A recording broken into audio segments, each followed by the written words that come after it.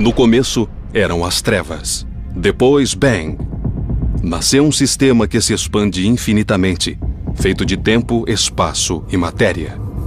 Vamos investigar além do que jamais se imaginou, além dos limites de nossa existência, em um lugar chamado O Universo. Há séculos, elas deixam os homens intrigados, cativando tanto astrônomos como astrólogos. O misterioso alinhamento entre as grandes pirâmides de Gizé e as estrelas de Órion podem ter sido mais que coincidência. E em vez de 12 constelações no zodíaco, na verdade, elas são 13. O que é esse 13º signo e por que foi esquecido? Os padrões que um dia orientaram marinheiros na travessia de águas traiçoeiras, hoje orientam os astrônomos na descoberta dos mistérios que se encontram nas constelações.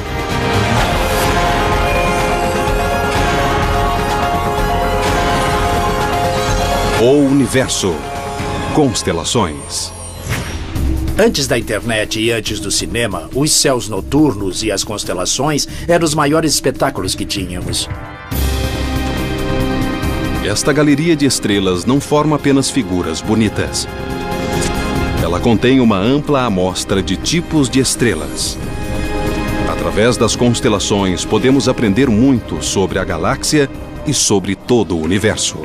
Antes dos dispositivos de navegação high-tech, do GPS e até da bússola, havia as estrelas. Como a sinalização de uma estrada, as constelações nos ajudam a encontrar o caminho. Elas dão direção, distância e rumo. Na Terra, para dizer onde se localiza uma coisa, damos as coordenadas, em latitude e longitude. Na Terra, isso significa a latitude é a medida de distância entre o Polo Norte e o Polo Sul. E longitude é a distância de leste a oeste. O outro sentido. Existe um sistema de coordenadas celestiais similar. Mas as coordenadas não se chamam latitude e longitude. Chamam-se declinação e ascensão reta e são simples extensões diretas da latitude e da longitude da Terra, projetadas nos céus. Os antigos navegadores usavam esse diagrama imaginário para plotar as estrelas e se orientar nos mares. Não é um tipo preciso de indicador de direção, mas com certeza é uma pista para manter o pessoal alerta para os amplos caminhos pelos mares. Com um sextante, os marinheiros conseguiam recorrer a estrelas como a Polaris para navegar. Isto é um sextante, um instrumento para a navegação celestial. Quando esse corpo celestial chega ao que chamamos de braço inferior do horizonte, marcamos a posição, usando o tempo e os números nesse sextante. Dá para fixar a posição no mar. A navegação hoje usa estrelas feitas pelo homem, os satélites. Usando as estrelas que fabricamos, as posições no GPS e o diferencial do GPS, podemos definir a posição do barco com um erro mínimo, instantaneamente em qualquer lugar do mundo. Agora que o GPS substituiu o sextante, as coordenadas celestiais são mais importantes para os astrônomos do que para os marinheiros. Embora o sistema de coordenadas dê uma ideia de para onde apontar os telescópios, o diagrama falha em um ponto grave. Ele supõe que as estrelas estejam todas à mesma distância de nós. Uma suposição totalmente errônea. Olhando para as estrelas à noite, todas parecem estar mais ou menos à mesma distância, como se estivessem num só plano. O mesmo acontece olhando a silhueta de uma cidade de longe, por exemplo, daqui até a cidade de Chicago.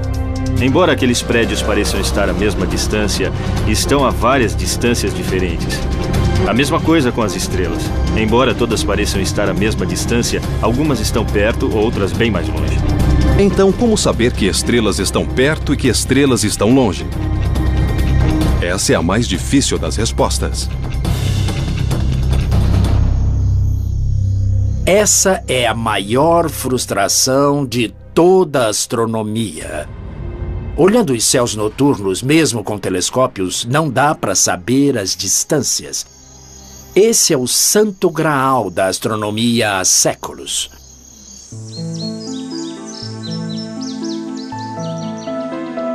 Estamos na Floresta Nacional de Angeles. Tenho aqui comigo um mapa das trilhas e quero fazer uma caminhada.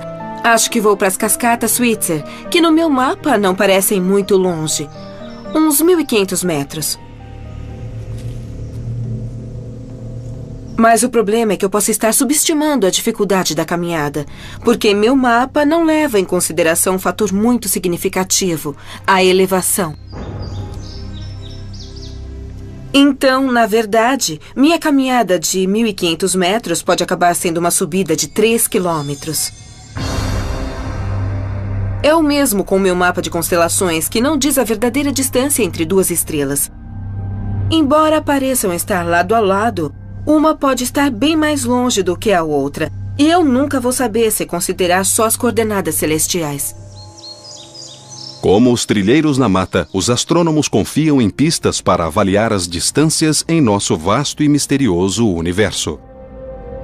Então, quando andamos na floresta, mesmo sem um mapa que informe a elevação, podemos usar nosso conhecimento da topografia local e os tipos de árvores para indicar a altitude.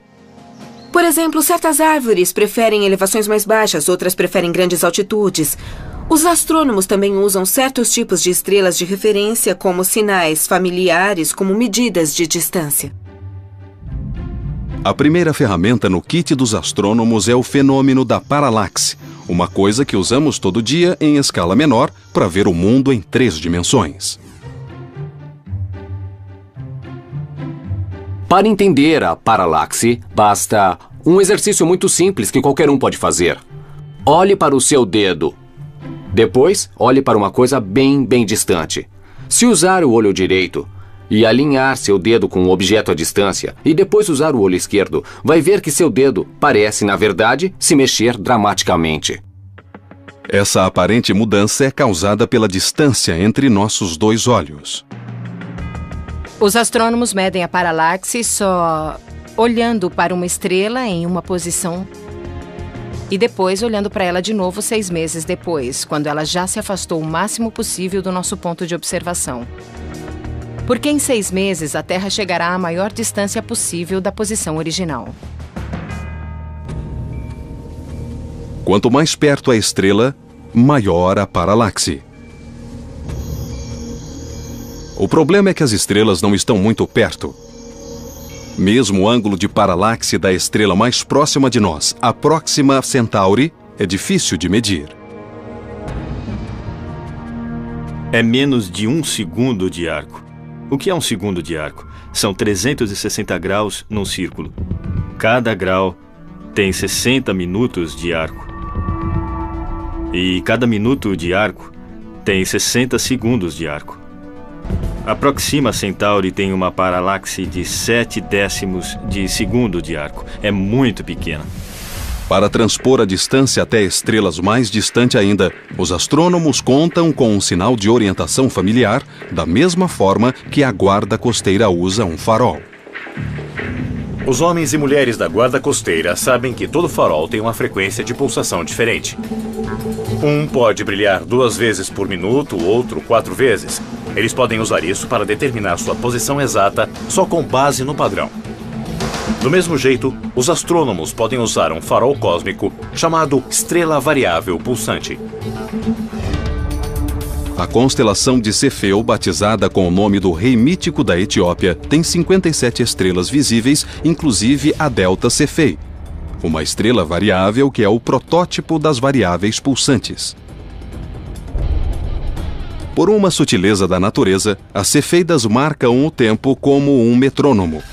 Quanto maior e mais brilhante, mais devagar a cefeida vai pulsar. O que nós fazemos é achar uma variável pulsante, medir seu período de pulsação, que pode ser de 10 ou 60 dias, e obter uma vela padrão. Só então poderemos determinar a que distância essa estrela está. Uma vela padrão é uma base de comparação. Uma estrela de luminosidade e distância conhecidas que se pode comparar com estrelas semelhantes. Uma lâmpada brilha com uma certa luz que corresponde a uma certa quantidade de watts. Mas essa luz vai parecer muito mais brilhante se você estiver bem perto da lâmpada do que se estiver a 3 metros dela. Então, a luminosidade da estrela não muda. É aquela. Mas a magnitude aparente depende de onde você está, da distância em que está. Se está perto do objeto ou se está olhando do outro lado da rua. Se uma cefeida não parece tão brilhante, deve estar muito longe. Os astrônomos conseguem calcular a distância com base na palidez de sua aparência. Olhando minha variável pulsante e plotando a curva da luz em quanto tempo passa de brilhante a pálida e a brilhante de novo, eu sei qual é o brilho intrínseco dessa estrela. E consigo calcular a distância das estrelas variáveis, observando seu período de variação. Foi assim que Edwin Hubble conseguiu determinar que Andrômeda estava 2 milhões de anos-luz além de nossa galáxia. Mas as variáveis pulsantes têm limite. Para medir as distâncias para além de Andrômeda, os astrônomos contam com as supernovas.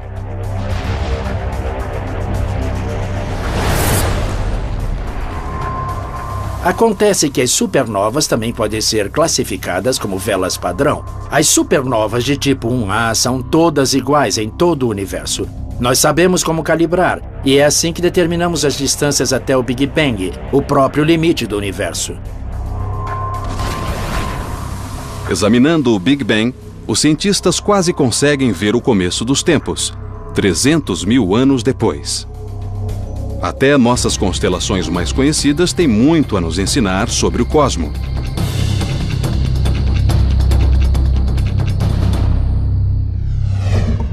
Órion, que em grego quer dizer caçador, tem 77 estrelas visíveis. Alnitak, Alnilam e Mintaka são as 3 estrelas no cinturão de Órion. Nos tempos modernos, ao caçar Órion, os astrônomos acharam uma variedade de objetos impressionantes. Quando vejo Órion, vejo também a vida e a morte das estrelas. Logo abaixo do cinturão está um pequeno borrão chamado Orion Nebula. É um berçário de estrelas bebês, e dá para ver ao olho nu. Órion também guarda um par de joias estelares. No ombro superior esquerdo de Órion, você vai ver a gigante vermelha Betelgeuse. Deixando o olhar para a direita, na estrela que seria, digamos, a perna, você vai ver a supergigante azul Rigel. A Betelgeuse, como supergigante vermelha, é uma estrela em seus últimos suspiros. Uma supergigante vermelha é uma estrela bem mais fria que nosso Sol, mas é muito maior. A Betelgeuse tem 14 vezes a massa do nosso Sol.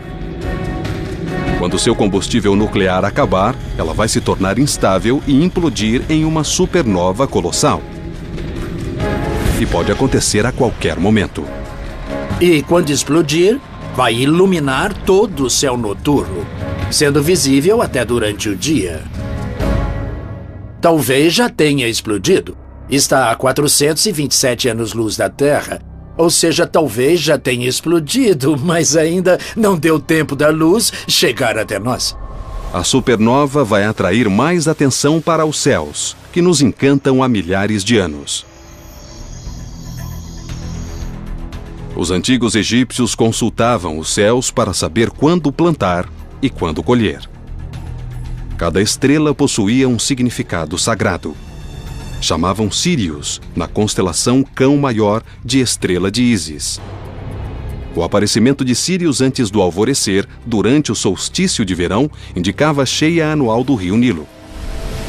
Outras constelações, como Órion, podem ter tido significado arquitetônico. Os egiptólogos já fizeram muitas vezes a pergunta por que os antigos egípcios construíram 3 grandes pirâmides ligeiramente desalinhadas? Porque tinham réguas ruins milhares de anos atrás? As 3 pirâmides parecem estar alinhadas com as 3 estrelas da constelação de Órion. O que significa esse alinhamento? Foi coincidência ou as pirâmides foram intencionalmente projetadas dessa forma? As pirâmides de Gizé nos seduzem com seu mistério arqueológico e fascínio histórico. Alguns cientistas acham que as pirâmides têm certa importância astronômica. Já se disse que a disposição das 3 grandes pirâmides no platô de Gizé, inclusive a Grande Pirâmide, estão distribuídas no chão, imitando as 3 estrelas do cinturão de Órion. É minha conexão preferida entre eventos na Terra e eventos nos céus. Mas os antigos egípcios não viam um caçador em Órion, como nós. Eles viam Osíris, o deus do renascimento. Alguns especulam que as passagens de ar no interior das grandes pirâmides foram especificamente projetadas para lançar aos céus as almas dos faraós. Nessas pirâmides temos 2 tipos de passagens de ar. Uma aponta para o norte e outra aponta para o sul. A do sul aponta para Órion. Ou seja, a alma do faraó seria lançada por essa passagem para ficar ligada a Osíris, Órion e ressuscitar, gozando da vida eterna. Mas outros são um pouco mais céticos. Para fazer isso combinar direitinho, seria preciso virar de cabeça para baixo, ou na terra ou nos céus. Se os egípcios deram importância ao norte e ao sul, na pirâmide, não faz nenhum sentido dizer que eles alinharam as estrelas direito e, na hora de mapear o solo, viraram tudo de cabeça para baixo. A passagem norte aponta para uma estrela específica. Aqui aponta para o norte, aponta para a estrela polar. Na época, 2000 anos antes de Cristo, 2000, 3000 anos antes, essa estrela polar era Tuban. Tuban está localizada na constelação do Dragão ou Draco. O Dragão tem 79 estrelas visíveis. Tuban foi substituída pela estrela polar da nossa geração, Polaris. Ela ilumina o Ártico, governando nossos céus como um farol sobre o Polo Norte. Localizada na constelação Ursa Menor, ela é 2.500 vezes mais brilhante que o Sol, empalidecendo as companheiras polares AB e B. Embora governe os céus como nossa estrela polar desde que temos lembrança, seu reinado não será eterno. Enquanto está orbitando em volta do Sol, a Terra inclina-se para lá e para cá. Essa oscilação é chamada de precessão. Se a Terra fosse uma esfera perfeita, não haveria precessão. Mas as forças gravitacionais da Lua e do Sol fazem pressão sobre o equador saliente, perturbando a rotação da Terra.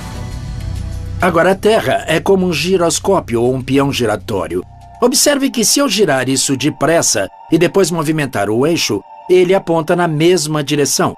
É como a Terra que aponta em direção a Polaris. Então, quando a Terra dá volta no Sol, ela sempre aponta na mesma direção. No entanto, a precessão é causada pela interferência gravitacional e a Terra começa a oscilar.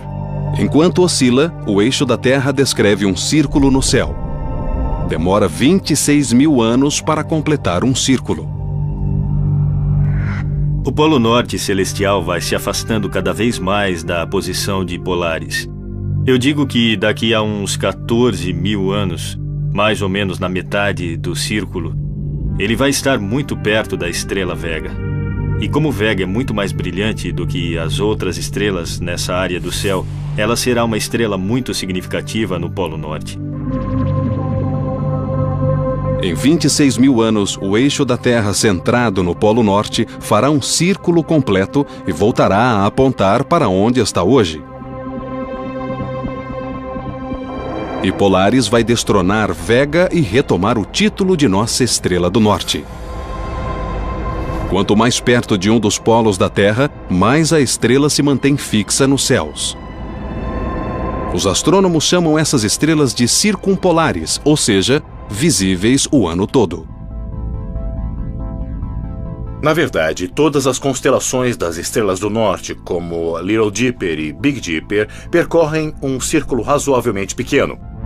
E o resultado é que dão a volta em Polaris sem nunca surgir nem se pôr. Quanto mais ao sul, mais constelações nascem, digamos no início da noite, e se opõem no fim da noite. Portanto, não tem essa propriedade mágica. As estrelas variam em tamanho, densidade e também em brilho. Em vez de exibir um brilho constante, como a maioria das estrelas, as variáveis pulsam, iluminando-se e empalidecendo num padrão hipnótico. Uma estrela variável é como uma chaleira. Então, vamos imaginar uma chaleira no fogo. A água se expande, a tampa sobe, libera o excesso de energia e desce. Acumula pressão, sobe e desce de novo. Quase do mesmo jeito, a atmosfera das estrelas variáveis se expande e se encolhe. Com o tempo, isso dá aparência mais brilhante e mais pálida. Isso pode acontecer em horas, pode acontecer em dias ou até em meses. Estrelas variáveis de uma categoria especial chamadas T Tauri pulsam porque são jovens e instáveis. Como adolescentes teimosos, as T Tauri têm explosões erráticas. Só que seus acessos de fúria envolvem uma luta com a gravidade. Enquanto as forças nucleares empurram para fora, a gravidade puxa para dentro, perdendo a posição de equilíbrio como um pêndulo, oscilando para lá e para cá. As T Tauris crescem e perdem as pulsações. À medida que envelhecem, encontram equilíbrio e se tornam estáveis. Na verdade, antes de nosso Sol amadurecer, os cientistas acham que ele foi uma estrela T Tauri. Talvez essa seja a melhor ideia de como era o nosso sistema solar e nosso Sol quando se formaram no início de sua evolução. E nós sabemos, por exemplo, que as nuvens de poeira e gás em volta dessas estrelas são bastante confusas. E deve ter sido uma cena bem violenta, com muitos calombos e pedaços de rocha colidindo umas com as outras e se bombardeando. As primeiras estrelas T Tauri foram identificadas na constelação de Touro. Touro, ou Taurus, possui 98 estrelas visíveis. Aldebaran, uma estrela gigante vermelha, é o olho injetado na fera. Touro é uma das constelações do zodíaco que fica perto do plano da eclíptica. Chama-se plano eclíptico porque é o único círculo nos céus onde podem ocorrer eclipses. A Lua tem de passar pela eclíptica, por exemplo, para provocar um eclipse do Sol. É também o caminho que a Terra percorre em sua órbita em volta do Sol. 8 graus acima e abaixo da eclíptica há uma região chamada zodíaco. Toda constelação que se situa nessa faixa é citada como constelação zodiacal. Em qualquer momento, o Sol está numa constelação do zodíaco. O Sol fica entre nós na Terra e determinada constelação. Como orbitamos em volta do Sol, ele parece se movimentar pelas constelações zodiacais que estão fixas no firmamento. Durante a noite, a porção oposta do nosso céu é iluminada pelo Sol. Os astrólogos ligam cada uma das 12 constelações zodiacais ao mês em que o Sol passa por elas. Em junho, então, o Sol varre Câncer. E em julho, desliza por Leão.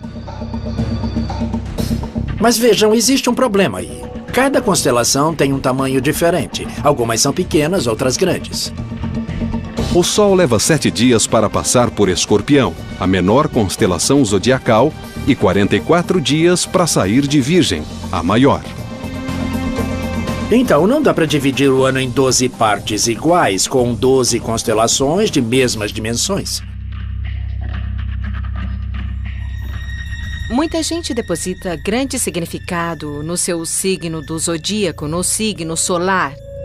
Mas como a Terra está em precessão, a constelação na qual o Sol aparece hoje é diferente daquela na qual ele aparecia 2000 anos atrás.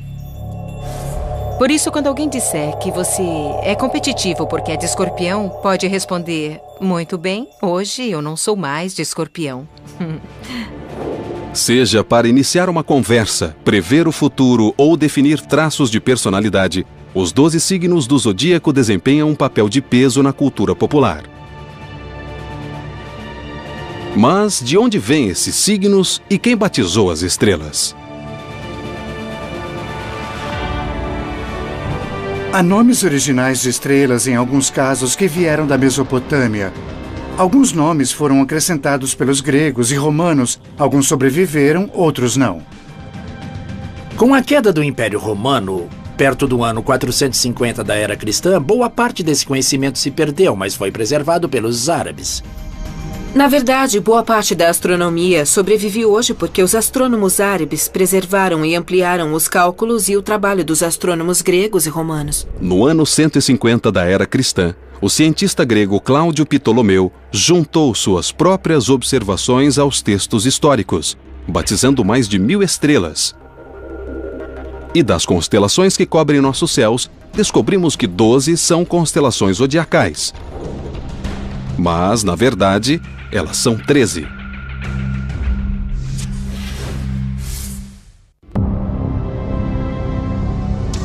Mesmo que não sejamos adeptos da astrologia, quase todos sabemos qual é nosso signo astrológico. O que a maioria não sabe é que, em vez de 12 constelações zodiacais, na verdade, existem 13. Ofiuco, que em grego significa caçador de serpente, é nosso signo esquecido. Tem 55 estrelas visíveis e é onde está Barnard, a estrela que mais rápido se move em nosso firmamento. Aninhada entre Escorpião e Sagitário, Ofiuco deixa pequenas as constelações vizinhas. Embora seja um dos 48 padrões originais de estrelas que Ptolomeu classificou, alguns cientistas especulam que ela teria sido dispensada como signo zodiacal para se manter um número par de 12. Outros acham que a precessão poderia ter empurrado Ofiuco para fora do zodíaco, mas a verdadeira resposta ainda é um mistério. A única estrela no universo que não pertence a uma constelação específica é o nosso Sol. Em termos comparativos, o Sol é uma estrela típica de massa média que está envelhecendo. Mas estrelas com 50 ou 100 vezes a massa de nosso Sol são chamadas estrelas Wolf-Rayet. A mais brilhante delas, que se pode observar, é a Gamma Velorum, na constelação Vela. Essas massivas estrelas são extremamente luminosas e estão em seus últimos estágios de evolução. A razão de serem tão luminosas é que estão derramando energia e radiação de modo tão furioso que essa força é suficiente para empurrar as camadas externas da atmosfera dessa estrela. Essas estrelas se evaporam, tal o calor e a radiação que geram, restando apenas um núcleo central muito, muito quente. Embora os cientistas não tenham observado diretamente a morte de nenhuma, a especulação é que as estrelas Wolf-Rayet terminem a vida em colossais explosões de supernova, ou talvez se extingam formando massivos buracos negros. Mas antes disso, elas exibem um show espetacular, explodindo todas as suas camadas externas de gás no meio interestelar. Hoje, nossa rede de telescópios de solo e espaciais permite aos astrônomos ver qualquer ponto nos céus. Mas os antigos astrônomos no hemisfério norte não podiam ver que o hemisfério sul oferece uma visão totalmente diferente. No hemisfério sul, o detalhe de maior destaque nos céus noturnos é a Via Láctea. Na Via Láctea existem zonas que são escuras, são nuvens de poeira, mas quando se olha da Terra são só escuras, contra um fundo de uma Via Láctea e de estrelas muito brilhantes. É a coisa mais notável. Essas nuvens escuras parecem buracos na faixa estrelada da Via Láctea. Existe um padrão tão peculiar nesses buracos que algumas civilizações, inclusive especialmente os Incas na América do Sul, identificavam essas manchas escuras como absorções ou constelações mesmo. Estas densas formações de poeira são conhecidas como constelações de nebulosa escura. Existe uma incrível ausência de estrelas numa região perto do centro da galáxia, que é chamado de saco de carvão. É uma nuvem de poeira tão densa que bloqueia toda a luz das estrelas atrás dela.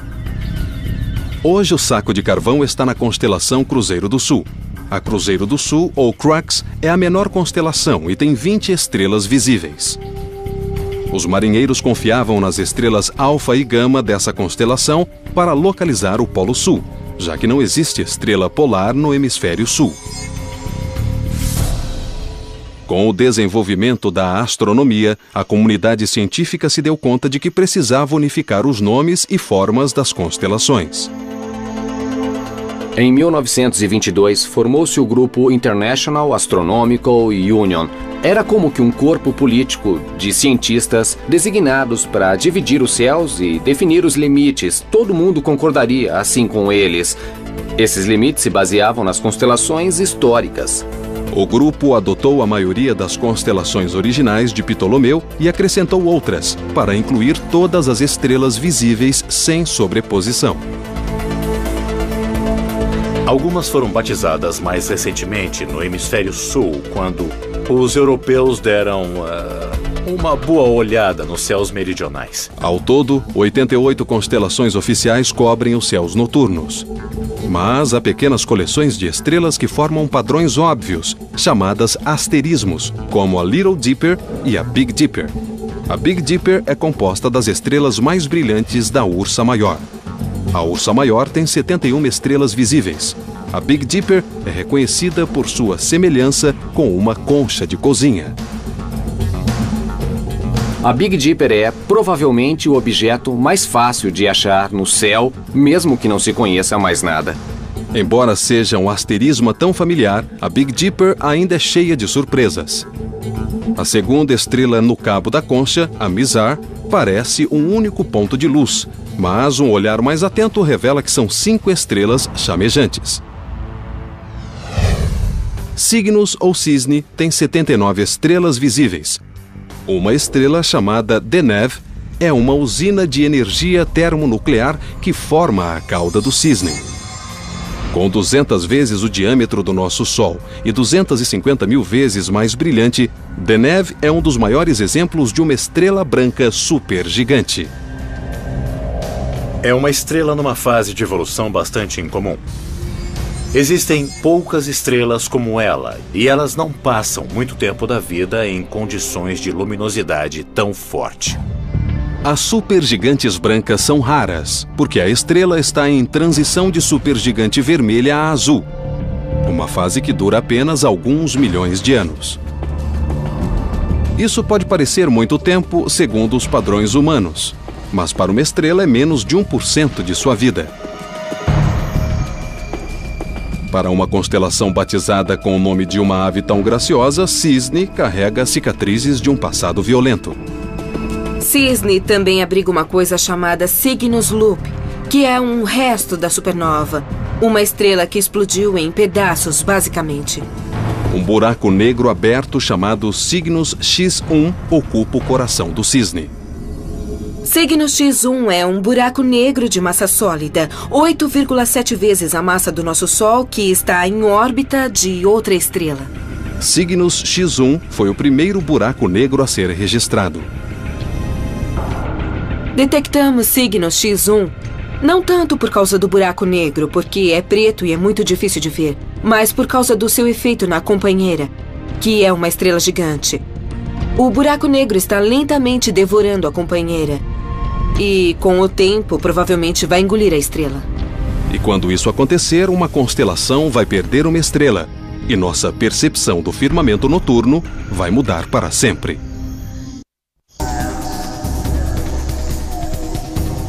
O firmamento noturno está constantemente mudando. Em cada constelação, estrelas nascem enquanto outras são engolidas pelos buracos negros. Cada explosão de uma supernova, cada estrela exótica e nebulosa tem uma coisa em comum. São todas identificadas pela constelação na qual estão localizadas. Mas mesmo antes de inventarmos superpossantes telescópios para vê-las, as constelações serviam a uma finalidade importante. Levavam às pessoas o noticiário noturno, que elas não ousavam ignorar. Era questão de vida e morte. Os céus noturnos são um calendário. Foi a primeiríssima invenção científica do homem. O calendário nos céus. O nascer e o pôr do sol, as várias fases da lua, o aparecimento e desaparecimento sazonal das estrelas, dá para ver que existe realmente uma ordem no mundo. E se vê realmente uma ordem nos céus que é útil para antecipar o que vai acontecer na Terra. É uma ferramenta de sobrevivência. Quando se olha para o céu, se vêem grupos de estrelas que estão ligadas a eventos importantes que nos alertam para agir de certo modo ou ir em certa direção, onde plantar e colher. Além de ver o padrão das estrelas mudar com as estações, os antigos fizeram outra observação fundamental. O dócil estelar variável dava forma ao mundo. Viajantes em longos percursos para o sul, por exemplo, da Grécia, começaram a ver constelações diferentes de qualquer uma que fosse visível em sua terra natal. Então, isso indica movimento em superfície curva. A perspectiva muda. Hoje nós entendemos a forma da Terra e o suceder das estações. Mas as constelações não perderam sua utilidade. Em vez de revelar segredos sobre a Terra, elas nos ajudam a compreender as estrelas. Uma constelação é bem parecida com um museu de arte.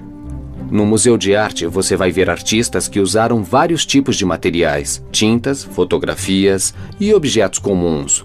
Numa constelação, você tem estrelas que são feitas de materiais diferentes. Algumas têm mais hélio ou hidrogênio, carbono, silício, ferro, mas podemos reunir todas elas. Nos dois casos, os objetos que são reunidos no museu de arte ou uma constelação são coleções artificiais que nós juntamos por algum motivo. Como países, as constelações dividem os céus em territórios. Quando você diz Órion, eu sei exatamente a que parte do céu está se referindo. Então, para um astrônomo, uma constelação é como ter um mapa à mão, um jeito de organizar as coisas, de saber onde está tudo. E embora o firmamento seja infinito, podemos ver somente uma amostra de estrelas antes que nossa visão seja bloqueada por poeira e distância.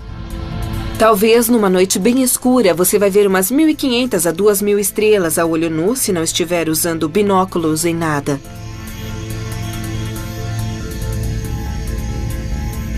O que se vê é só uma fração mínima do que existe.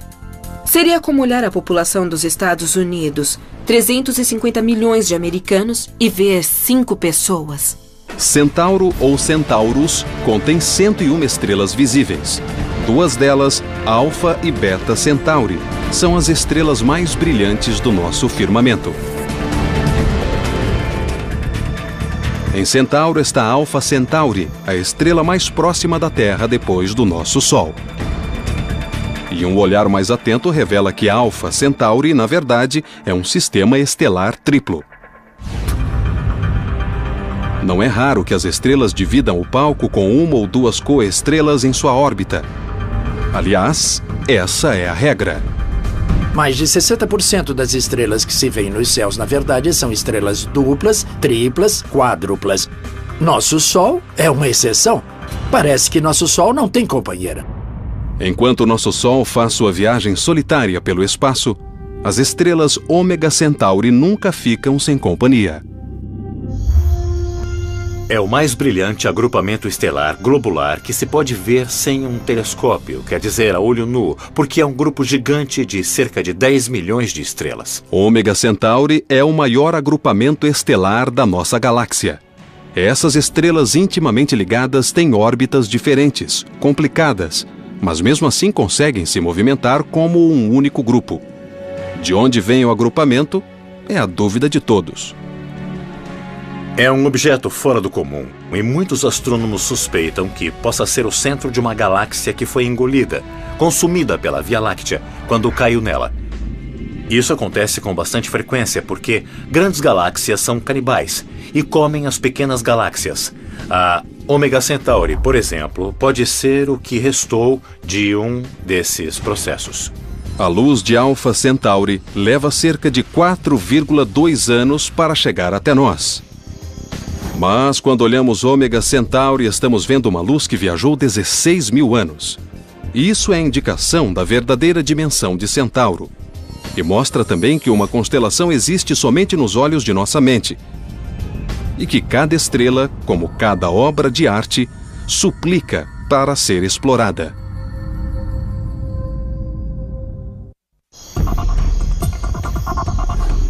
As constelações organizam os céus noturnos e o tornam quase compreensível.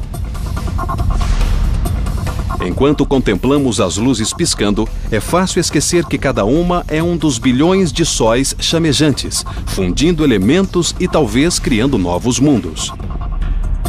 A distância não permite que tenhamos noção do poder das estrelas. Nem permite que tenhamos noção da infinita profundidade do espaço que estamos vislumbrando. Os planos nivelados das constelações são uma ilusão.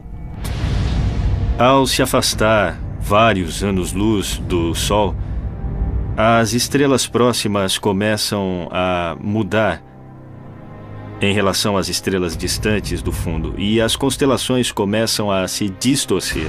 Há 10, 20, 30 anos-luz, provavelmente não se reconheceriam algumas das constelações. Então, se você vivesse num planeta que orbitasse Vega, que está a 25 anos-luz daqui, você teria um conjunto diferente de constelações no firmamento. Milênios contemplando o céu tornaram previsível o grandioso movimento das constelações. Nossa rotação em volta do Sol nos transporta por seu ciclo anual. As estrelas nas constelações estão em constante movimento, não só enquanto a galáxia gira, mas também enquanto a gravidade de cada estrela empurra e puxa suas vizinhas. O movimento mais rápido das estrelas é de 240 km por segundo. Nós não temos nenhum objeto feito pelo homem que consiga ser tão rápido. O movimento aleatório dessas estrelas em relação umas às outras é algo como 15 ou 30 km por segundo, e isso se compara à velocidade de nosso foguete espacial mais rápido. Isso é, claro, mais rápido que qualquer projétil de alta velocidade. As estrelas estão sempre em movimento e sua distância de nós mascara sua enorme velocidade. É como olhar pela janela de um automóvel em velocidade. Os mourões de cerca e árvores mais próximos da estrada passam voando, mas a paisagem mais ao longe se arrasta lentamente. Em nossa vida, aliás, em 1000 vidas, a maioria das estrelas nem parece se mexer. O que me intriga é pensar que, se eu pudesse achar um dos nossos parentes recentes, o homem de Cro-Magnon, por exemplo, ele provavelmente me corrigiria, porque estaria mais familiarizado com os céus e conheceria as constelações um pouco melhor do que as pessoas de hoje. Mas, pouco a pouco, nossos mapas estelares estão completando sua data de validade. Daqui a 10.000 anos, as estrelas serão visivelmente diferentes, assim como as constelações do que vemos hoje. Daqui a 500.000 anos, serão irreconhecíveis e, se fosse possível ver uma foto do tempo transcorrido num período de 1 milhão de anos, nós veríamos estrelas correndo pelo céu.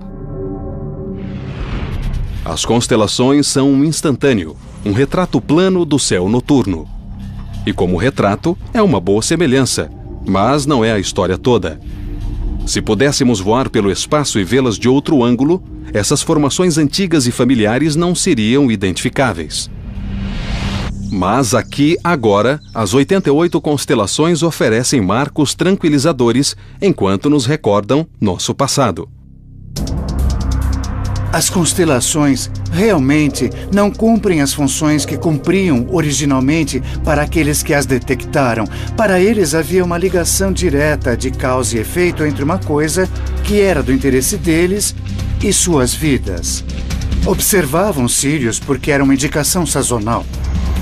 Não usamos mais o firmamento dessa forma, mas as histórias permanecem e as imagens permanecem. Nós nos agarramos a essas constelações e, francamente, fico encantado com isso. Em vez de contar histórias do passado, a astronomia moderna nos estimula a olhar para as constelações como um agrupamento de possibilidades. A maioria das constelações tem 3 a 5 planetas nelas. E daqui a mais alguns anos vamos identificar talvez centenas de planetas semelhantes à Terra orbitando outras estrelas. E vamos ter uma revelação toda noite, percebendo que quando olhamos as constelações, alguém pode estar nos olhando. Num espaço tão vasto onde só podemos ver uma pequena fração do nosso universo, olhamos para as estrelas imaginando o que significa tudo isso. Projetar padrões, inventar histórias, tentar solucionar os mistérios guardados por nossas constelações.